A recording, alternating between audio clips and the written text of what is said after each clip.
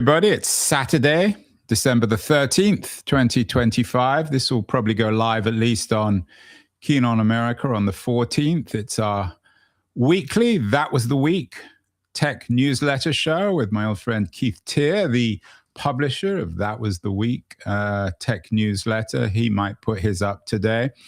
This week, Keith is focusing on humans' greatest invention, AI, but we're going to try and talk less about AI and more about media this week. It's been an interesting week, Keith, for media. The Australian story is getting a lot of press, understandably. One CNN piece talks about Australian teens were kicked off social media this week. Some are already back. I know you're not a big fan of this ban. What do you make both of the ban and its coverage? Well, I think the main thing is the ban won't work, because the one thing we all know about teens being parents of children that were recently teens is trying to control their instincts is impossible, or at least trying isn't impossible, but succeeding is impossible, because teens have a force of will greater than most parents and are devious enough to do end arounds any regime. So it won't work. The second thing is, from an Australian branding point of view, it conjures up Australia. They think they're becoming the good guys, but actually what's happening is they're becoming Orwell's big brother in the face of, the Big Brother Down Under. How about that as our headline this week? Big Brother now is down under. I'm not sure if it's Big Brother, but I tend to agree with you. I'm not sure it necessarily shows Australia in its best light. It's so hard to make any sense. There was one piece I found that suggested that only time will tell if this ban will have any impact on children's mental health. And I'm guessing that it's not going to last very long. It's so hard, and there are so many studies and so many interpretations. I just don't know what conceivable metrics there'll be. Or I know there'll be many metrics, and they'll be used to suit each party's agenda. Everyone will find some data to support their argument, won't they?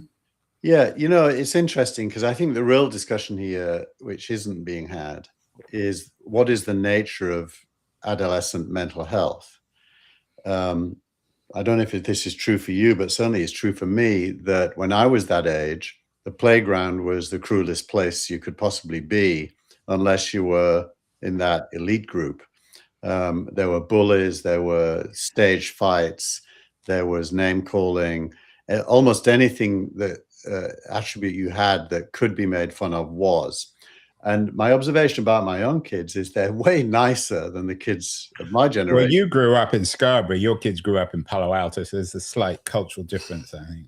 But the actual people are nicer, because they've been trained. One could even say weaker. They're weaker. They're empathetic, and therefore not resilient. They don't really have that survivalist element, because they're not under threat, because we live in wealthy times. And true, Palo Alto would have that more than Scarborough for sure. But I think it's a general phenomenon which is often called woke, which just means people are softer, nicer. Yeah, we're not going down the woke road today. No, but back to Australia, the point I'm making is I'm not really convinced there's a problem.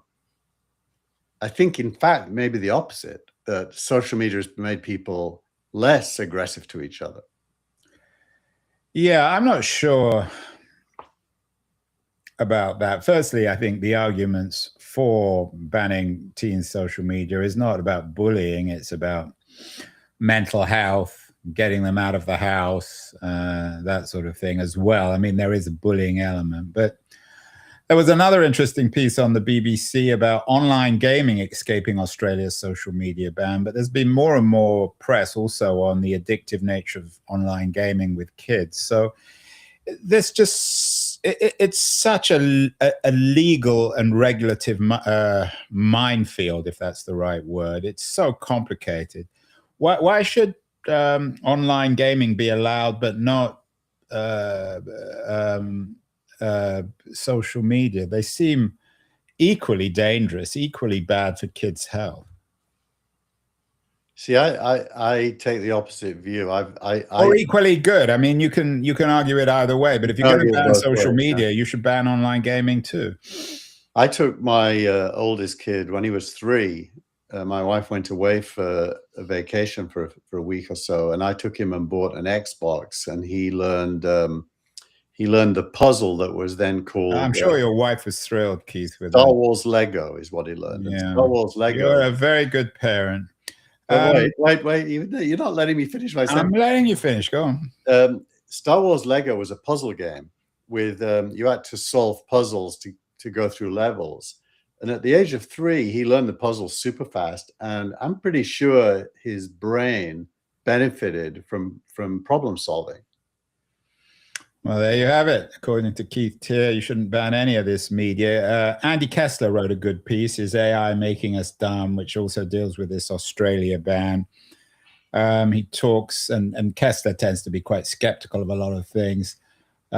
He goes back to Nick Carr's famous Atlantic piece in 2008, Is Google Making Us Stupid?, and suggests that we have a similar hysteria now about AI and social media. And I don't disagree with him. I mean, the hysteria in our culture about technology now is so absurd that we seem to be hysterical about everything. Don't you think, Keith? I mean, I know you think this even more than I do. Yeah, although I always ask myself the question, what is it the other side sees that's making them make those points? And this idea that AI makes us dumber, the kernel of truth in it is that we have to do less of the things we previously had to do. It's a bit like the calculator thing, where you don't need to understand how to solve an equation anymore because it can do it for you. But is that equal to us being dumber, or is it equal to us spending our time on harder problems or more creative problems, maybe? And so I don't think the other side is maliciously making things up. I think they're observing something real, but then they're interpreting it in this pessimistic framing that says humans are getting dumber, when in fact what it means is humans are getting to focus on things machines can't do. I had George Packer on my show, a very distinguished American nonfiction writer, who has a new novel out, dystopian novel called The Emergency. And we talked about the issue of parenthood and how much more central it is to our generation, yours and mine, and George Packer's to our parents' generation. And I think this is an important part of it.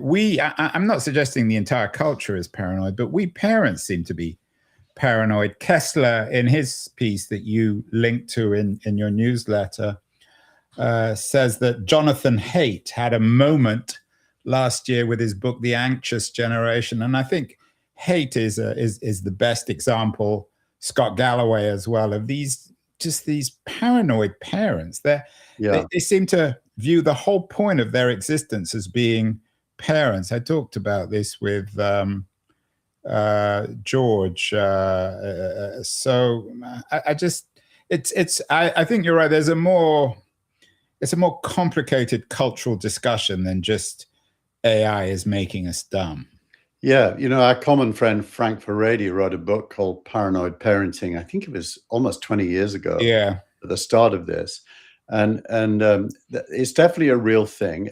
I think I do it. You do what? Paranoid I overparent my kids, and it kind of infantilizes adolescence, where you don't trust the kids and you try to compensate for by injecting yourself into their decision making, and it doesn't work, obviously, because kids are still kids. But it's more to do with who we are than who the kids are, and I think we've become, as we've lost trust in institutions, we've also lost trust in human beings, and the idea of failing in order to learn has become scary for some reason. I think that's at the core of it. Well, I think if this Australian thing really does take off and other countries copy them, you will have a generational revolt. There's already, I think, a brewing anger of younger people against our generation for economic, cultural, political reasons.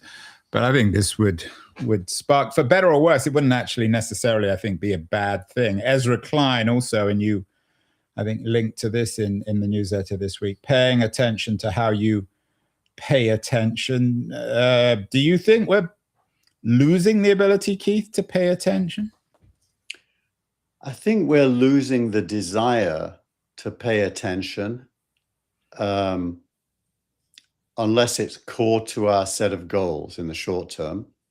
I think people can still focus. Not everybody is ADD. Most of us, we have both elements simultaneously, as a slightly ADD element that social media, tantalizes, if you will. But we also have a kind of an OCD element, which is we can focus in for long periods of time on single problems, especially using AI as a tool. And they're not contradictory, actually. We do both. I'd say the first is pleasure and the second is output driven.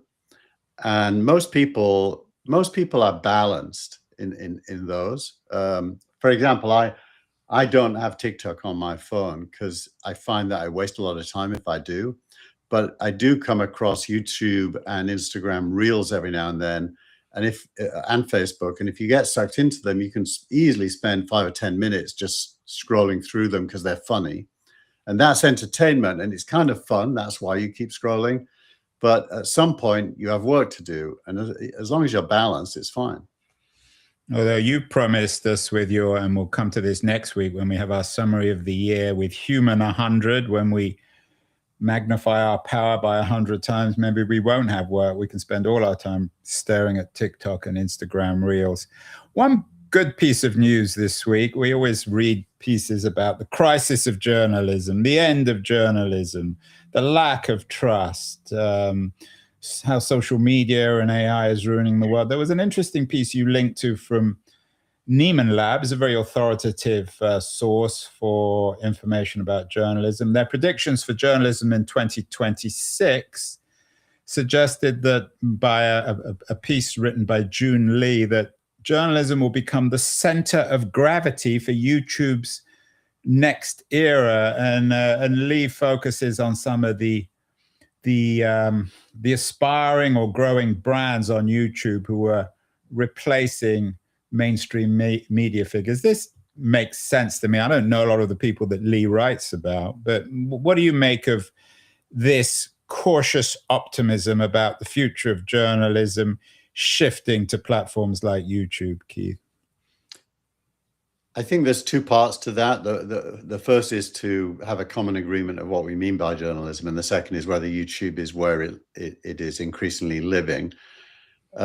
Certainly almost everything that is video is increasingly living on YouTube, whether it's cooking shows or demonstrations. We're even on YouTube, Keith. We're so modern. We're so up to date. Exactly. Actually, we're postmodern, I think, not modern. Yeah, I don't know if I want to be postmodern. I mean, I'm still postmodern then. Exactly. I'm hoping for the return of modernism sometime soon. Anyways, so YouTube, you have to go back to Scarborough for that.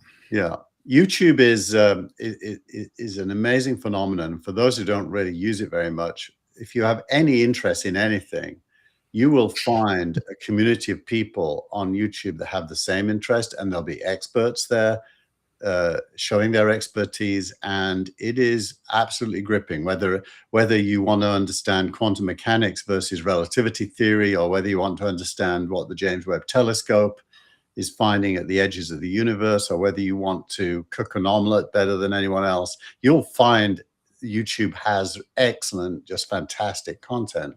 Journalism, to me, I separate journalism into two groups. The first is just fact-based reporting. I think AI is going to take that over completely. And that probably will not be on YouTube. It'll be mainly text-based. But journalism as in interviewing, opinion pieces, discussions of controversial current events, all of that with either individuals or groups discussing, or even face-to-camera news desks, is definitely already on YouTube. Yeah, and some of the examples Lee talks about Mr. Beast and Marquez Brownie, who is the new Walt Mossberg, Philip DeFranco. I haven't heard a lot of these figures, but they're worth looking at. Yeah, one area is that I would disagree is I think that AI will play an increasingly central role on YouTube as well, given that obviously YouTube is part of the Google family, the Alphabet network. And given their commitment, it's hard to imagine that YouTube will remain somehow separate from AI. Well, you know, it's interesting, but you and I have often talked about whether we could do an AI video of this show where we appeared to be there, but it was all AI created. Maybe it already is. Maybe we're just bots, Keith. But here's the truth. I don't think we could train an AI successfully to have the same opinions every week vis-a-vis the news that we will actually have as individuals. So I think there is a realm of the individual that gets stronger, not weaker. The desire for authenticity of opinion in particular, and nuance and ways of expressing opinion, I think gets stronger, not weaker. Well, video has also been in the news in a different way this week. The streaming video story of Netflix and Paramount and Time Warner. Lots of pieces about this. What's your take? Is there a good guy and a bad guy in this fight that seemed a public fight between Netflix and Paramount Plus? What's your take on the whole story, Keith? Well, I think there's a bad actor. I don't know if I would characterize them as a bad guy. I like Paramount. I watch Champions League football on it. I watch Star Trek on it. Why would you watch Champions League football when Manchester United aren't in it, Keith? You know, one has to observe the competition at every moment to understand. Yeah. Preparing for next year. Exactly. Doing some research, doing some scouting. But just to give some framing here, Paramount's market capitalization is around $15 billion. Netflix's is $405 billion. Netflix is wanting to acquire Warner Brothers minus CNN and Discovery for well over $100 billion. And Paramount is going to market to borrow enough money, I mean, 10 times its actual value, to compete to get the deal done, which would be a debt-based deal, a little bit like how the Glazers bought Manchester United using debt. Didn't do that. I did them a lot of good. Didn't do Manchester United much good. Right. So I don't think the human race should want Paramount to succeed. I think it will create a very unstable house of cards. And I think if Netflix... Wasn't that a show on Netflix, House of Cards? It was. If Netflix succeed, that catalog will be made available globally to billions of people. And I think that's probably a good thing. No, Tim Wu writes about it, suggesting, surprise, surprise, that he's not a fan of either. Tim Wu, of course, who been on my show a couple of times, very influential writer, has an excellent piece actually today on AI in the Financial Times about the race on AI between the US and China that we'll talk about next week. He's not a big fan of Netflix for antitrust reasons, but politically he's not a big fan of Paramount because of Ellison and his association with Trump. How do you expect this to work out? Is it fairly inevitable that Netflix will actually win? Well, I think my opinion is that there's no antitrust issue here because Netflix... Well, yeah, I mean, Wu acknowledges that in practice. In theory, I think he thinks there is one. Yeah, I mean, I don't think Netflix has a monopoly over anything. If I turn on my Apple TV, there's 7 things to choose. Netflix. We'll have to ask your favorite graduate student on this, Keith. We will. But so I would expect, especially given the current administration is hands-off when it comes to antitrust for the most part, I would expect this will go through. I do note that Trump is not happy that CNN is not part of the deal. He wants CNN to be part of the deal. And the current assumption said... Surprise, surprise. Always annoying people with trivia. Yeah. But so the current plan is CNN and Discovery Channel will spin out as a separate news-based thing. I do think it's interesting, by the way, because the future of live streaming is heavily centered on news and sport. You can watch a movie anytime or a TV series anytime, but you have to watch the news when it's happening and you have to watch sport when it's happening. It is surprising to me that the most aggressive player in sport currently is probably ESPN and Apple, which is Disney and Apple. And Apple getting more and more aggressive with F1 and MLS and baseball. And that Netflix doesn't want to play there, and it secondly doesn't want to play in news. I guess news doesn't have a big enough audience and isn't a big enough revenue generator, but it is a good funnel builder and credibility builder. Yeah, I disagree with you on news. I agree on sport, but I mean, you can't perhaps do everything. I think one of the reasons why Netflix has been such a successful company is they're always the most realistic. They always bite off just as much as they can chew. The FT, in contrast with Wu, suggests that Netflix's Warner Brothers bid is an antitrust drama without a villain. I try not to be nostalgic for another world, and as you know, I often fail in that area. But the one thing about the Netflix bid that does make me slightly uncomfortable is that most of the arguments against it, especially from Hollywood, and there was a good piece in the New York Times, an op-ed that I'm trying to put up on the screen. Netflix's swallowing of Warner Brothers will be the end of Hollywood, by the former head of Amazon Studios, Roy Price. The one area which does convince me is that Netflix are not sympathetic to the movie theater economy, and that a lot of the critics of the deal from the Netflix point of view suggest that Netflix essentially want to replace the movie experience with watching at home. And as someone who goes to 2 or 3 movies a week, I think that, as you would say, the human race, although I'm careful with that term, are poorer without movie theaters. Well, you're not a big movie theater guy, are you, Keith? You know, I recently went to watch the new movie, the one about the... Yeah, it must have had such a good impact. You can't even remember its name. The activists that turned into terrorists. Yeah, one thing after another. That one. I went to watch it in the theater, a fantastic theater with maybe 200 seats. I think about 10 of the seats had people in them in the first week. Well, that wasn't the first. The boom is, when did you go?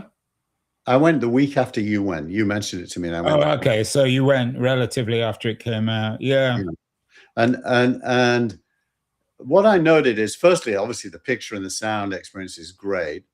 Obviously you get gouged for anything you buy in the theater. But it isn't the theater as it used to be, where everything is packed and there's an atmosphere.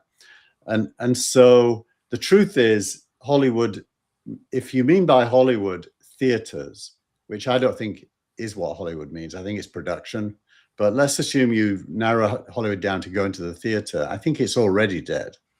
I think it's been dead for a while. And I think COVID accelerated it, but didn't cause it.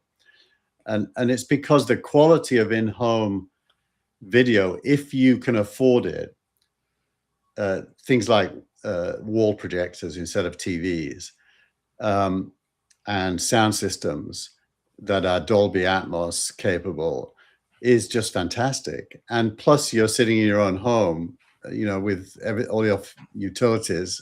It's just a good experience, and streaming is a good experience. You know, we now have great broadband. Yeah, I mean, I agree in a way. I think it's like everything in the digital economy. You've had the disappearance of the middle. Yeah. I go to, and I plug my local cinema network, Alamo, and they sell season tickets. So for $50 or $60 a month, I can go as many times for free as I want. The experience is remarkable. The seats are beautiful. The food and the drink, it's not cheap, but it's a great experience. Yeah. So either movie theaters have to become deeply experiential, like Alamo Drafthouse, and they've just been acquired by Sony, which I don't think is necessarily that good for the brand, or at least the experience. Or it has to be free, or it has to be Netflix. Everything in between, I think, will be destroyed, as with every other sector in our new economy. So there will be a high end, an expensive high end for people who physically want to experience going to movies, just as vinyl has made a comeback with music, but it's never going to be a mass market anymore. Yeah, I don't know if you'd agree with this, but my experience is I'm quality driven. You know, for example, I love Scandinavian noir dramas, I thought you detective were going to say something else. Yeah. Go on. You know, and so you'd go to a Bergman at the Alamo Draft House, but you wouldn't watch it on Netflix at home. No, at Netflix at home, I'll watch Wallander, the original series, for example, in native language, and it's fantastic. And so what Netflix has done to me is it's brought the world of Brazilian, Argentinian, Chinese, Taiwanese, Korean quality dramas or series or movies to me that I'd never be able to see otherwise. And you know, my local movie theater, I'm lucky if there's one movie I actually want to see because they're going for the mass market.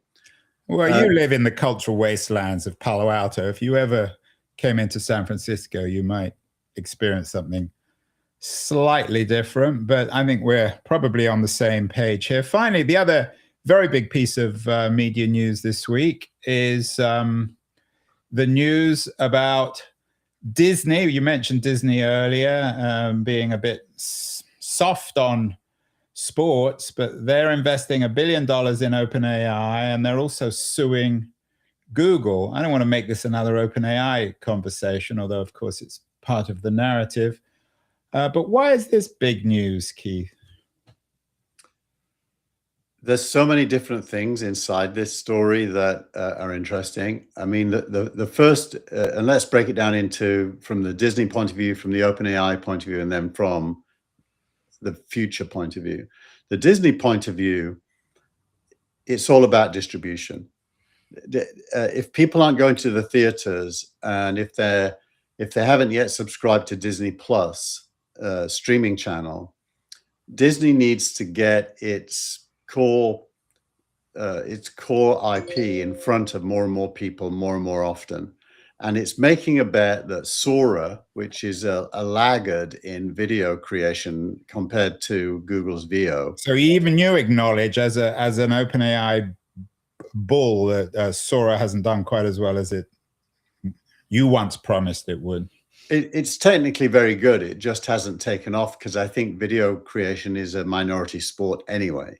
And Google's, I think Google's both technically better and the bar's very low from the point of view of measuring success. So Google's definitely ahead. But you know, so Disney is saying, okay, if we can put our characters into context where kids can make their own stories using Mickey Mouse or whatever, or Star Wars characters, or can use a lightsaber, and it's fully licensed and Disney's getting paid, that's good for Disney. I think that's basically the bottom line for Disney. I think from OpenAI's point of view, they are making a bet that licensing IP will build a moat. Now, in doing that, they're making a huge compromise. So far, the courts have found that AI training on IP is not breaching the IP. And so OpenAI has not taken advantage of those court findings and is agreeing to license. And I don't know what the payment terms are at all. Right, nobody does. I'm on strict orders of my wife not to reveal what she thinks on this. She, as you know, and our viewers know, is the head of litigation at Google. So she has a particularly interesting take on this. I'd love to. I'd love yeah, to. well, I'm not allowed to. I'll get killed if I mention her take. But there was an interesting piece by Casey Newton on this, kind of implicit at least on this, from his platform newsletter. He says OpenAI is a normal company now, and he notes that it always used to be a weird company. It wasn't really focused on profit or loss. Before we went live, you noted, Keith, that It's likely OpenAI will go public next year. I wonder whether Newton has a point that this deal, for better or worse, this OpenAI Disney deal really does reflect the fact that OpenAI is now just focused on revenue, on business development, on doing media deals. These kind of deals. 20 years ago, I worked for a 3D internet platform called Pulse 3D. We were trying to do these deals, not in AI, but with images back then. So this is a very standard biz dev kind of internet deal. And it reflects the fact that OpenAI's focus now is on revenue, so it can go public. It's just another company. Well, that you see, therein lies the future discussion. I think AI should not be licensing IP from publishers of any kind, because it isn't in the business of recreating existing publications. It's in the business of learning on them. And that shouldn't be a licensable habit. It should be just as we can go and watch a Disney movie and then sketch any of the characters we want and even put them on our website, our sketches, and no one's going to come and sue us because that's fair use. And so I think OpenAI has made a huge compromise that may be a backward-looking structural decision. And in that sense, yes. So you agree with Newton that, yeah, my understanding is that the press this deal is getting is not very accurate of what really happened, especially given that Disney announced the deal with OpenAI the same day that they announced that they were suing Google. So this is a business-driven thing. This is not some sort of opportunity. And the way it's being presented is a great opportunity and victory for OpenAI. I don't think that's the case, my sense. Anyway. In fact, I think it might be the opposite. It may be OpenAI boxing themselves into a corner by setting a precedent for licensing IP. Right, you said it. And there, in terms of deals and partnerships, there's always a strong and a weak one. And certainly in this case, this new Disney OpenAI deal, Disney is the senior partner, the dominant partner. Well, it's funny because that isn't the analysis in the financial markets. I watched the interview on CNBC and then went to X, and almost all the commentary on X was saying, why are Disney putting money into OpenAI? And it's being presented wrong. Maybe you should have gone to YouTube. Maybe there's someone on YouTube who's telling the truth about this. Yeah, but I think we've unraveled it. I think it's OpenAI doing trying to build a moat by licensing IP that may end up being the rope that hangs them. I thought you were going to make the argument now that in our networked, democratizing world, people don't want to watch Mickey Mouse, they want to become the mouse. And no, I think people do want to watch Mickey Mouse.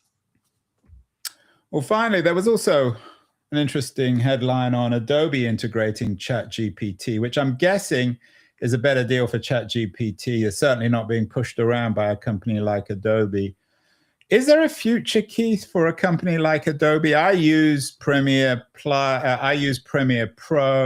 I use all their products. I pay about $60 a month. But I wonder whether in 5 or 10 years, Adobe will even survive. Yeah, in my head, Adobe's already dead. I stopped my Adobe Creative Cloud license 2 years ago. Where do you keep your photos then?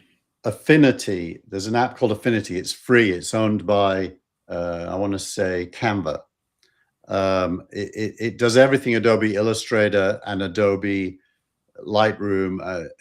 It's basically vector drawings and pixel-based photography stuff all in a single app. It's interesting. OpenAI has already done a deal with Canva and Figma, so it's already playing in that space. Right. And then for video, I use DaVinci Resolve, which is also free. It's as good as Premiere. And if you pay $300 for a lifetime license, you get some additional features that are even beyond what Premiere can do.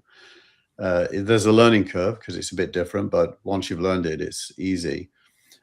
So I think Adobe's already dead. And I think what this represents, I mean, look, who wants to crop a photo inside ChatGPT or apply AI filters to a photo? It's just not a use case that's going to be scalable. Well, we've got a headline, Keith, for this week's show. Adobe is already dead. What kind of impact do you think that's going to have on the Adobe stock price on Monday morning in Wall Street? Sadly, none, because our mass audience has not gone and acted on our advice. Well, there you have it. Anyone watching, listening? We do have some viewers, even on YouTube. Sell your Adobe. What should they buy, Keith? You can't buy OpenAI unless you're on the secondary market. Is there a stock that you still think's a good buy in late 2025?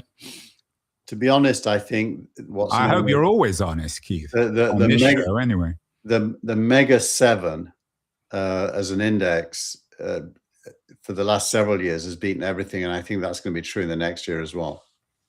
Well, that was the week for December the 13th and 14th, 2025. We'll be back with one final series of shows for 2025. We're going to do an overview of 2025 and then a prediction for 2026. Keith is going to South Africa for the holidays. So this is our final weekly summary of tech news, and we'll be back next week with a broader view of 2025 and a preview of 2026. Have a good week, Keith. I'll see you next week.